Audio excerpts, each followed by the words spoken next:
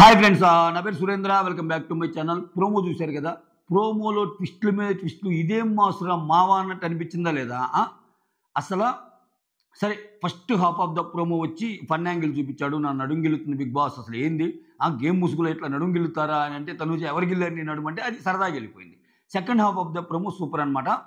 అసలు అలా ఎలా మార్చారు సార్? కూతురు కోసం టక్కన ప్లేట్ తిప్పారా అన్నట్టు అనిపించింది. గమనిస్తే కూతురు కోసం ప్లేట్ అని తిప్పాడని ఇండైరెక్ట్గా హింట్ బిగ్ బాస్ ఇచ్చినట్టు అనిపించింది. ఏది సెకండ్ ప్రోమోలో ఫస్ట్ ప్రోమో ఫ్లాష్ బ్యాక్ ఇవ్వటం వల్ల టక టక టక టక టక తిప్పి ఎక్కడ దిస్ ఈజ్ అన్ఫేర్ అని ఆగింది చూసారు తనుజ, అక్కడ ఆపుతాడు జస్ట్ ఫాస్ట్ ఫార్వర్డ్లో కొట్టి. అంటే అది ఆల్రెడీ చూసాం. దాని కనెక్టింగ్ పాయింట్లోకి ఎందుకు చూపించాడు మనకి?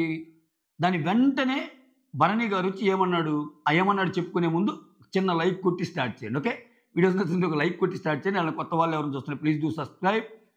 హోప్ అంటున్నా, హైప్ ఇవ్వండి. చూసావా, తడబడుతున్నాయి మాటలు, అన్ని వస్తున్నాయి వీడియోలు ఈరోజు. హైప్ ఇవ్వండి, అలానే షేర్ చేయండి వీడియోస్ నచ్చుతుంటే. లైక్ అయితే ఫస్ట్ లైక్ అయితే కొట్టండి, సో దట్ వీడియోస్ ముందుకు వెళ్తాయి. ఇక్కడ ఆ ఫ్లాష్ బ్యాక్ అంతా చూపించాక దిస్ ఈజ్ అన్ఫేర్ అనగానే భరణి గారు మాట మార్చారు. ఏమని? బెనిఫిట్ ఆఫ్ డౌట్ కింద నేను ఈ పాయింట్ బ్లూ టీమ్కి ఇస్తున్నాను అన్నట్టు అన్నాడు.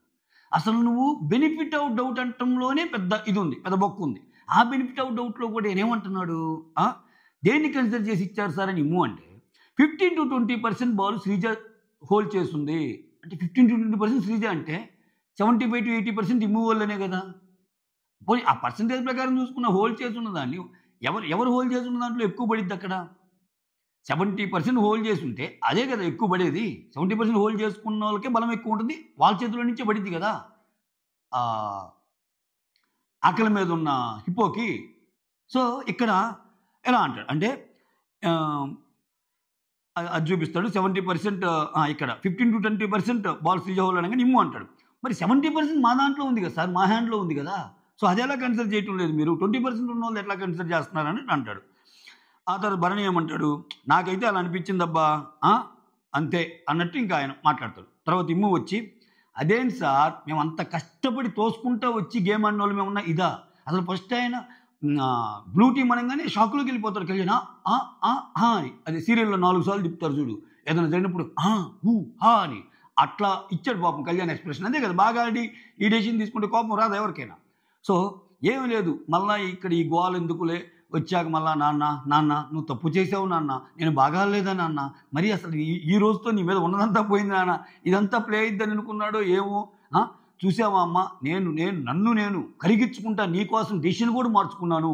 సో దీనివల్ల నేను బ్యాడ్ అవుతానమ్మా నాకు తెలుసు, బట్ స్టిల్ బ్యాడ్ అయ్యేదానికంటే నువ్వు నాకు ఎక్కువ. ఇటువంటి కాయిన్ డైలాగులు ఉంటాయి ఇతనిలో ఉన్న గొప్పతనం అదే. ఏదో ఒకటి చేసేస్తాడు, ఆ చేసిన దాన్ని ఇతను ఇది చేసుకోవడానికి జూమ్ చేసి ఎందుకు చేశాను నేను, నీకు అర్థమవుతుందా తనుజ? ఈ పాయింట్ అర్థమవుతుందా? ఇప్పుడు నేను బ్యాడ్ అయ్యా అందరి దృష్టిలో తెలుసా, బట్ ఐఎమ్ లీస్ట్ బాదర్డ్ నీకోసం అన్నట్టన్నా ఆశ్చర్యపోవాల్సిన అవసరంలా. ఆ టైప్ అనమాట. అనగానే ఇక్కడ ఇంకో పక్క రీతు, తనుజ, శ్రీజ కూర్చొని స్ట్రాటజీలు మాట్లాడుకుంటూ ఉంటారు. బాల్స్ వాళ్ళ చేతిలో ఉన్నప్పుడు కాళ్ళు చేతులు పట్టుకొని లాగాలరా అన్నట్టు రీతు ఏదో చెప్తా ఉంటుంది. అటుపక్క సంజన ఏమో ఇమ్మాన్యుల్తో మాట్లాడుతూ ఉంటుంది.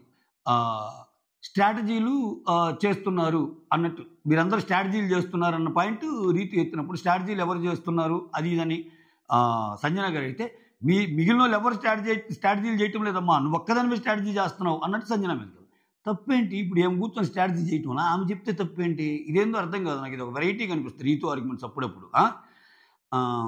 ఆ తర్వాత అది కాదురా అని అంటే అక్కడ ఇమ్ము టీంకి సపోర్ట్గా ఉండాలనుకున్నట్టుంది, అంతే కదా. నిజంగా కానీ చూసేదానికి వాళ్ళ టీమే కష్టపడినట్టు అనిపిస్తుంది. ఇక్కడ రీతు ఏమంటుందంటే సంజన తన గేమ్ తన ఆడదు, అన్ని స్ట్రాటజీస్ చేస్తూ ఉంటుంది అన్నట్టు అంటది రీతు. ఇక్కడ ఆ స్ట్రాటజీస్ అందరూ వేస్తున్నారంటే అందరేం కాదమ్మా నువ్వే అన్నట్టు రీతు అంటది. ఆ తర్వాత ఇక్కడ శ్రీజ వచ్చి ఈ దెబ్బ చూపిస్తుంటుంది సుమన్కి. అదంతా అయిపోయాక శ్రీజ చూడు ఇది నాకు ఎలా దెబ్బ తగిలింది, అసలు నీకు అర్థమవుతుందా, నేను వెళ్ళి డైరెక్ట్గా దాంట్లో పడ్డానమ్మా దాని నోట్లో పడ్డానమ్మా అంటాడు.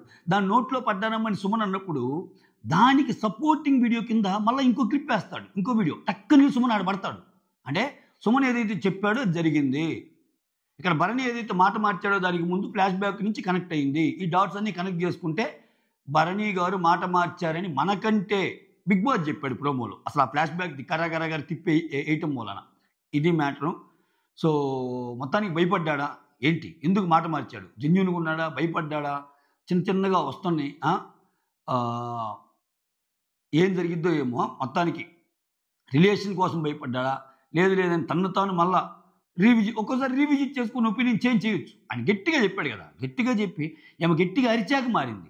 సరే అది ఎలా ఉన్నా ఇతను మాట్లాడే మాటలు కూడా దీనికి కంప్లీట్ బలం చేకూరుస్తున్నాయి. అంటే 15-20% వాళ్ళ చేతిలో ఉంది కదంటే మరి మిగిలిన 70% వాళ్ళ చేతిలో ఉంది కదా! అది ఇమ్ము పాయింట్. అంత కష్టపడ్డాక ఆబ్వియస్‌గా గెలవకపోతే ఇదిగా ఉంటది కదా! సో ఏం చేశాడు? ఏంటి? ఇది మళ్ళా సెకండ్ ప్రోమో. మళ్ళా థర్డ్ ప్రోమోలో ఫస్ట్ ప్రోమో గర్రని తిప్పి మళ్ళా మాట మార్చిన భరణి అని మళ్ళా సెకండ్ ప్రోమో గర్రని తిప్పి హోల్డ్ ఆన్ గైస్ నేను మళ్ళీ రీథింక్ చేశాను. రెడ్ టీమే విన్ను అని అంట కదా మళ్ళా. అదంటే మళ్ళీ అది మూడో ప్రోమో అయింది. మళ్ళా గర్రని తిప్పితే నాలుగో ప్రోమో అయింది. ఇన్ని ప్రోమోలు నేను జరగలే. జస్ట్ చెప్తున్నా. మొత్తానికి బ్లూ టీం వైపు అయితే మొగ్గాడు. బట్ వస్తున్న లీక్డ్ అప్డేట్లు మాత్రం థర్డ్ ఇది రెడ్ టీమే గెలిచారు. దాని నుంచే ఇమాన్యుల్ అయ్యాడు అన్నట్టు అంటున్నారు. ఇక్కడ చూడండి రెడ్ టీం కంటిన్యూస్గా కొడుతుందబ్బా. ఫస్ట్ రెడ్ టీం గెలిచిందా ఏది తీసుకుంది? కెప్టెన్ కంటెంట్ తీసుకుంది. నెక్స్ట్ మళ్ళీ రెడ్ టీం గెలిచిన బర్నీ వాళ్ళ టీంని లేపేసి కిక్అవుట్ తీసుకుంది. మళ్ళీ మూడోది కూడా వీళ్ళు గెలిస్తే వేరే టీం నుంచి ఇమాన్యుల్ అయ్యాడు అనేది లేటెస్ట్ అప్డేట్. ఇది బయట జరిగే బిగ్ బాస్ లీగ్ అప్డేట్స్లో వచ్చిన అప్డేట్. బట్ దానికి విరుద్ధంగా ఫస్ట్ ప్రోమో చూస్తే అది ఓకే నమ్మాం. రెడ్ టీం అన్నారు, ఓకే పద్ధతికి వెళ్తుంది, వచ్చిన లీగ్ అప్డేట్కి దీనికి సింక్ అయింది అనుకున్నాం. ఇది అనుకునే లోపు రెండో ప్రోమో వదిలాడు. నో రెడ్ కాదు బ్లూ అన్నాడు. అసలు అంతటితో కన్వర్జేషన్ ఆగిందా? మళ్ళా కన్ఫ్యూజ్ అయ్యి మళ్ళీ రెడ్ అన్నాడా ఈయన? అక్కడ ఆర్గ్యుమెంట్స్ మారాక ఏమన్నా ట్విస్టులు ఇచ్చాడా? అంటే ఇతను చేసే పనులు చాలా అత్యద్భుతంగా ఉంటాయి. మీకు తెలియదు బర్నీ గారి గురించి సపోజ్ ఈ పర్టికులర్ సీన్ చూసుకుంటే ఇతను ఇలా కూడా అడగచ్చు. ఎట్లా తెలుసా? ఫస్ట్ రెడ్ టీంకి అన్నాడు కదా, ఆ అమ్మాయి కన్ఫ్యూజ్ చేసింది కదా. కన్ఫ్యూజ్ అంటే మేము కరెక్ట్గా ఆడాం నాన్న, మీరే అన్ఫేర్ అన్నది కదా అన్నాక ఇప్పుడు వాళ్ళకి ఇచ్చాడు కదా. వాళ్ళకి ఇచ్చాక మళ్ళీ సీన్ అంతా జరిగాక మళ్ళీ రెడ్ టీంకి ఇచ్చేసి అక్కడ చూసావు కదమ్మా, నేను ఆల్రెడీ నీకు ఇచ్చాను, ఇవ్వబోయాను, నన్ను ఏం చేయమంటావు, నేను అన్నీ చూడలేను కదా సంచాలకుగా, మిగిలిన వాళ్ళందరూ అలా చెప్పాక ఇంకా అది కరెక్టే అని తెలిసాక ఎట్లా ఉండగలనమ్మా, నేను అన్ఫేర్గా ఉండలేను నాన్న. ఇప్పుడు నా హృదయం, ఇప్పుడు నా భావన అయితే నీకు అర్థమైంది కదా తల్లి, నా భావన అయితే నీకు ఇద్దామనుకున్నా కదా తల్లి, నీ మాట మీద రెస్పెక్ట్ నుంచి ఇద్దామనుకున్నా తల్లి అనగల సమర్థుడైనా. ఆ తర్వాత అంటే ఈ సీన్ జరిగేటప్పుడు నెక్స్ట్ సీన్లో ఏమన్నాలో కూడా థింక్ చేసి ముందు సీన్లో అట్లా ప్లే చేస్తాడు ఆయన గేమ్. అది అత్యద్భుతమని ఆయన అనుకుంటాడు, మనకు అనిపించదు. అది అత్యద్భుతం కాదు కదా, అద్భుతం కాదు కదా, అసలు ఇంకేం అనిపించదు మనకి. సో అట్లా ఏమన్నా చేయడానికి ఆడాడా అనేది కూడా మ్యాటరే. చాలా రసవత్తరంగా ముందుకు వెళ్తుంది. ఎస్, మొత్తానికి కెప్టెన్సీ కంటెంటర్లు నలుగురు అయ్యారు. అసలు ఆ నలుగురు ఎవరు, ఆ తర్వాత ఎవరయ్యే ఛాన్స్ ఉంది, దీని మీద ఒక వీడియో తర్వాత వస్తే చూస్తూనే ఉండండి. That's all. Thank you so much. Signing off, me Surendra. Once again wishing you and your family very happy Dasara. Enjoy చేయండి, హ్యాపీగా చిల్ అవ్వండి. మీరు చిల్ అయ్యే ప్రాసెస్లో ఖాళీగా ఉన్నప్పుడు అప్పుడప్పుడు నా వీడియోస్ చూస్తానండి. ఓకే, మీకు పెద్ద టైం పెద్ద అంత కష్టమేమి ఉండదు.